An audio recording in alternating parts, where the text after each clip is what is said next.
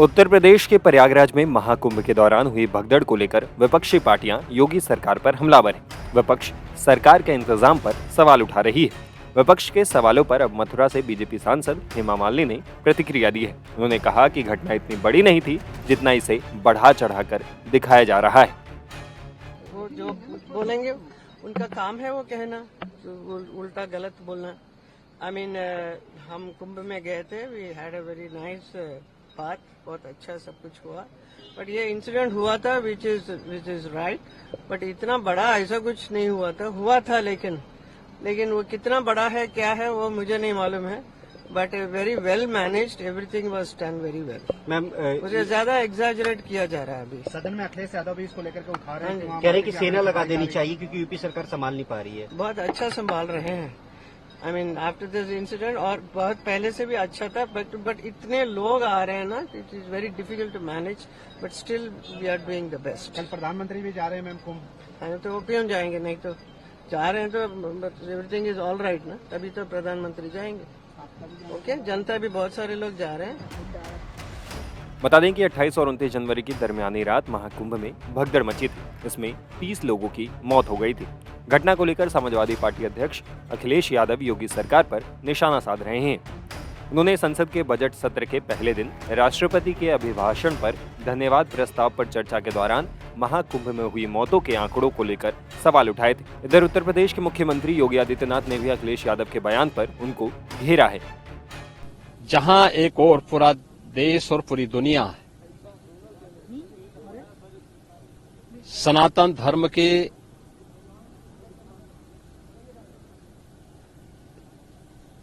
इस सबसे बड़े आयोजन का साक्षी बनकर के गौरव की अनुभूति कर रहा है, प्रफुल्लित है, वहीं दूसरी ओर सनातन धर्म के खिलाफ सपारी लेकर के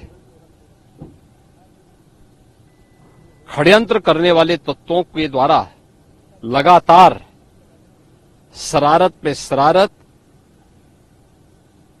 करते हुए झूठ के और असत्य के नित नए प्रतिमान भी गढ़े जा रहे हैं।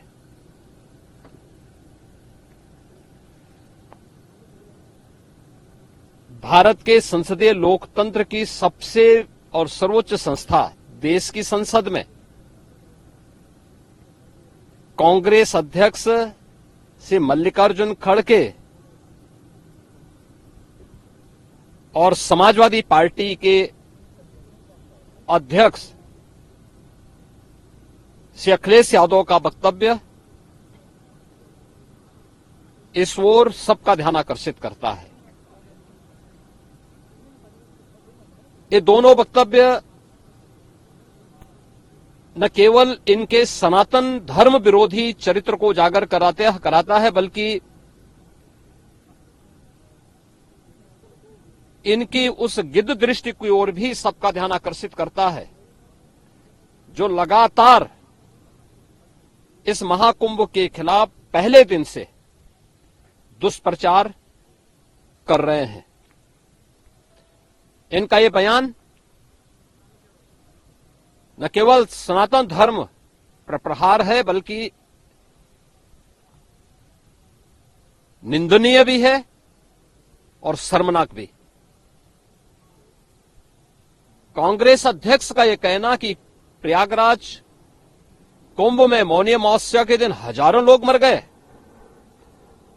हमें अफसोस होता है। एक इतना वरिष्ठ नेता, कांग्रेस देश की जो सबसे पुरानी पार्टी है, उसके अध्यक्ष से अपेक्षा की जाती है कि वो एक मर्यादित बयान देश की संसद में रखें, और इतना गुमराह करने वाला बयान, झूठ पे झूठ, ऐसे ही समाजवादी पार्टी के अध्यक्ष का बयान, एक प्रतिस्पर्धा दोनों दलों में है, कौन कितना सनातन विरोधी वक्तव्य दे सके। ये कहना कि कोई आंकड़े नहीं दिए गए,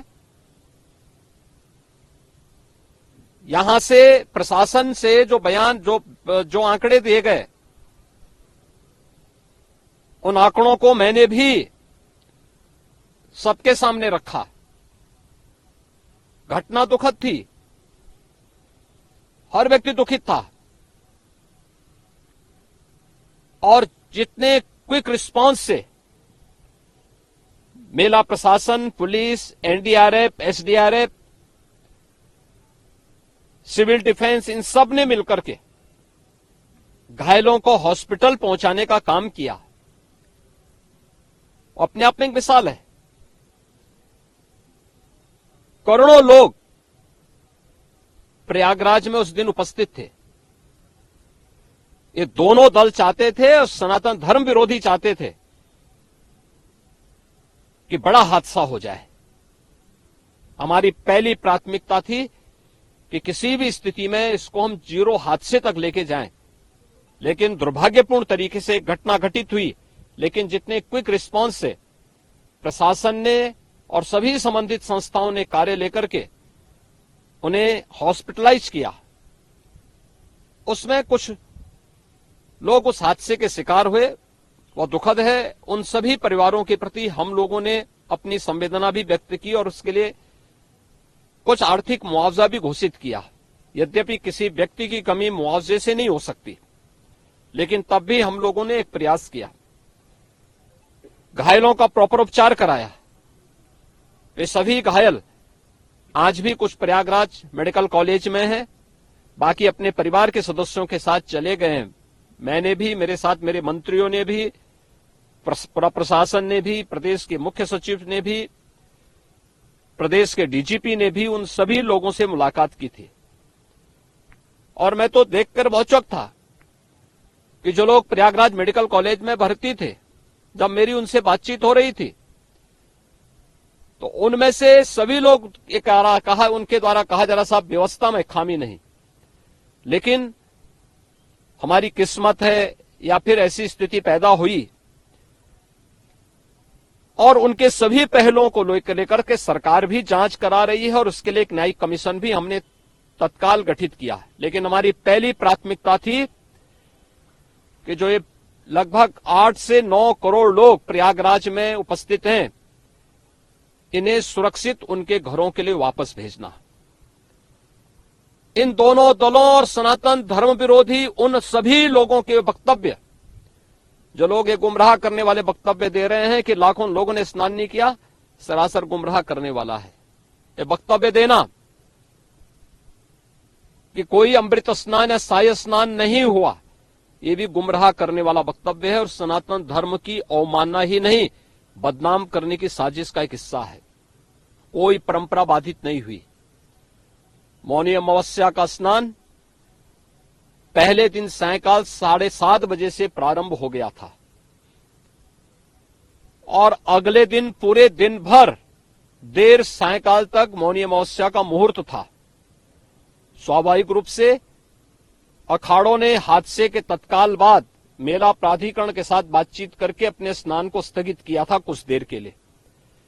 और फिर जब मेरी उनसे बातचीत हुई दोपहर के बाद, सभी अखाड़े और पूज्य संतजन, आचार्य महामंडलेश्वर, वे इस स्नान का हिस्सा बने और वही परंपरागत तरीके से सभी स्नान भी हुए।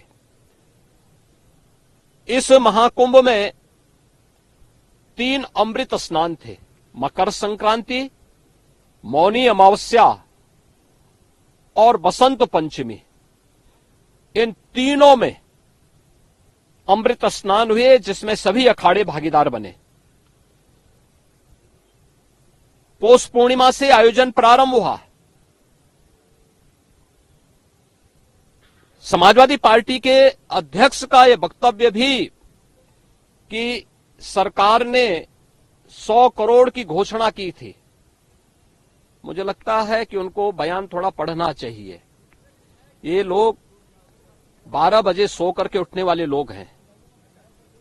कार्यालय स्टाफ जिस प्रकार का इन्हें नोट बना करके देता है, ये उस प्रकार का वक्तव्य बना करके सामने प्रस्तुत करते हैं और फिर उसके अनुसार उसको लीडर के रूप में नहीं बल्कि एक रीडर के रूप में सबके सामने उस वक्तव्य को पढ़ करके अपनी जगहसाई करते हैं और राजनेताओं की भी जगहसाई करते हैं। यही स्थिति मैंने बार बार कहा कि महाकुंभ में 40 से 45 करोड़ श्रद्धालु इस पूरे महाकुंभ के आयोजन में भागीदार बनेंगे। और मुझे बताते हुए ये भी प्रसन्नता है कि पिछले 22 दिन के अंदर इस महाकुंभ में 38 करोड़ श्रद्धालु अब तक यहां आ चुके हैं। अगले 22-23 दिन तक यह आयोजन और चलेगा। इन 22 दिनों के अंदर भी श्रद्धालुओं के आने की पूरी वो है। आज भी आप देख रहे होंगे, कल बसंत पंचमी अंतिम अमृत स्नान संपन्न हुआ। माघी पूर्णिमा 12 फरवरी को और महाशिवरात्रि 26 फरवरी को होगा। करोड़ों की संख्या में देश और दुनिया का हर श्रद्धालु आना चाहता है। आज भूटान के महामहिम नरेश ने भी यहां पर अपने देश के तमाम लोगों के साथ में इस आयोजन में वे सहभागी बने। पूरी दुनिया आ रही है, लेकिन इन दलों ने जिन्होंने सनातन धर्म के खिलाफ सफारी लेकर के एक षड्यंत्र करने में लिप्त हैं, इनका षड्यंत्र कामयाब नहीं होगा। 29 जनवरी के हादसे की तह में हम लोग जाएंगे, षड्यंत्रकारियों को बेनकाब करेंगे और उन्हें सजा कैसे दिलाई जाती है यह आपने उत्तर प्रदेश के अंदर पिछले 8 वर्ष के अंदर देखा होगा। आगे भी आप इसको देखते रहिए।